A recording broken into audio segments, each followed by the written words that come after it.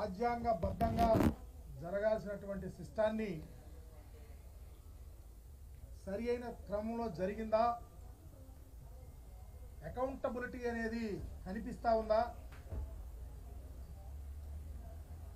Parliamentary వ్యవస్థలో భారతదేశంలో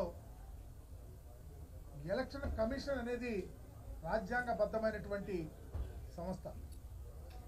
రెస్పాన్సిబిలిటీతో ప్రతి అక్షరాన్ని పరిగణనకు తీసుకొని ఎన్నికల ప్రొసీజర్ని కంప్లీట్ చేయాలి. కానీ పర్టికులర్గా ఆంధ్రప్రదేశ్లో జరిగినటువంటి తీరు,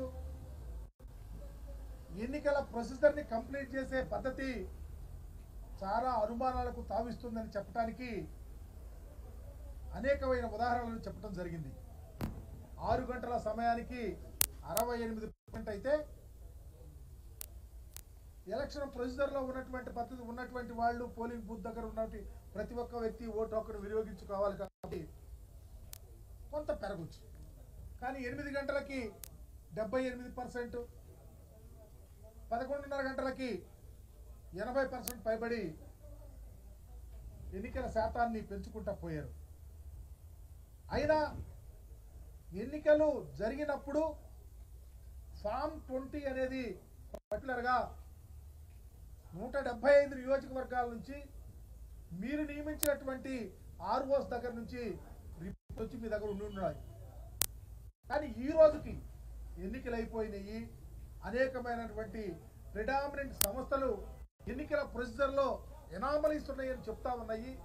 ఆ క్రమంలో ఈ రోజుకి ఆంధ్రప్రదేశ్లో ఉన్నటువంటి ఎన్నికల కమిషన్ ఈ ఓట్లు పోలైనవి, ఈ ఓట్లు ప్రధాన వ్యక్తికి ఈ విధంగా వచ్చిందని చెప్పే పరిస్థితి లేకపోవటానికి కారణాన్ని వెతుక్కోవాల్సి వస్తుంది.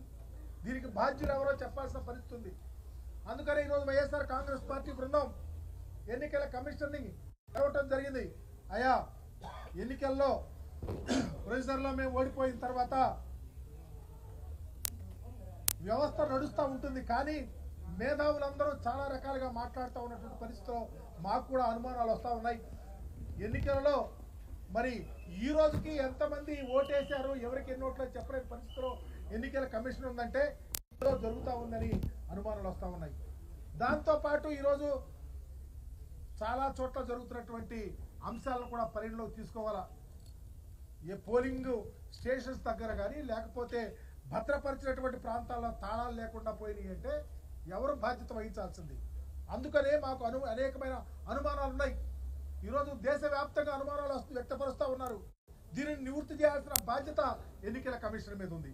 అందుకనే ఈరోజు ఎన్నికల కమిషన్ ఎన్నికల అధికారిని అడిగాం, త్వరితగతిని ఇన్వాల్వ్ అవ్వండి, ఈ యొక్క అనుమానాన్ని నివృత్తి చేయండి, రాజ్యాంగాన్ని పరిరక్షించండి.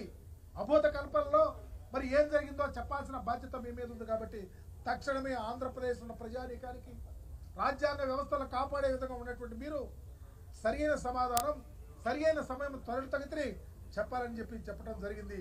త్వరితగతిని చేస్తారని, ప్రజలకు నివృత్తి చేస్తారని ఆశతో ఎదురు చూస్తాము. లేకపోతే రాబోయే రోజుల్లో ప్రజాస్వామ్యానికి గొడ్డలు పెట్టు కాబోతా ఉంది. ప్రజాస్వామ్యం అపహసించబడుతుంది, వ్యవస్థలు కొనదోసే పరిస్థితి వస్తుంది. అందుకనే తక్షణమే ఇన్వాల్వ్ అవ్వమని చెప్పడం జరిగింది.